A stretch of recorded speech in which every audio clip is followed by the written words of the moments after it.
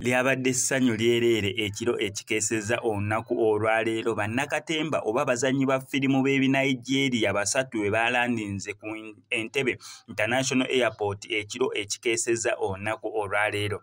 Bano eno nno abazze kuliko Ramzy omwaka oguwedde nzijukira bulungi nnyo okubeera nga nakolya story ne nkutegeeza mbu Ramzy yali mu ggwanga erya Uganda naye ekyali kimuleese okubeera nga assesitizing oba nga agezaako okubriefinga n'okuwa highlights ku ngeri Uganda gye balina okubeera nga bazannyamu ebinnauganda bisobole okubeera nga bitunkagana n'omutindo. Neera still ekyali kyemuleese ku ogwo omulungi Icon Awards yali azze okubeera nga agaba oba nga ye mugenyi omukulu ku ezo award. Ku guno omulundi Ramzy still akomyewo mu ggwanga erya Uganda.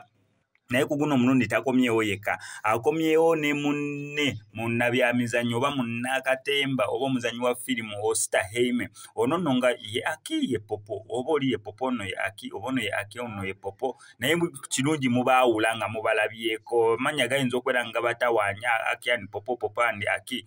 Naye nga amanya g'amatuufu ye Osita Heime akomyewo naye mu ggwanga erya Uganda era nga batuuse ekiro ekikeesezza olunaku olwaleero. Tebazze bokka babiri wabula ne beegattibwako n'omukyala Nansi naye nga muzannyi wa binigeria mukukuutivu. Bano eno ki ekibaleese mu ggwanga erya Uganda? Olunaku olw'enkya olw'omukaaga bagenda beera nga babeerawo ku award ceremony ya Icon Award kati ze ziringanga Oscar zaffe mu ggwanga erya Uganda ez'abazannyi ba firimu. Gazine nno zikulemberwamu omukulu ndooza Humphrey Nabimanya owa Reach a Hand Uganda ya collaboratinga n'ebibiina ebirala basobole okubeera nga kinene ekintu bakiteeka ku level eddako. So tusuubira nti omukolo gugenda beera mulungi nnyo. Neera nga tusaba buli kimu kigenda gendera ddala bulungi nnyo nnyini ddala. Neera wano ku SMX Media nze ejja fubanga wensobola okubeera nga nkutuusaako highlights n'abawanguzi nga bwe bagenda okubeera olunaku olw'enkya. Kyonna okola subscribing onyinge notification bell eyo ebisigadde obitulekere.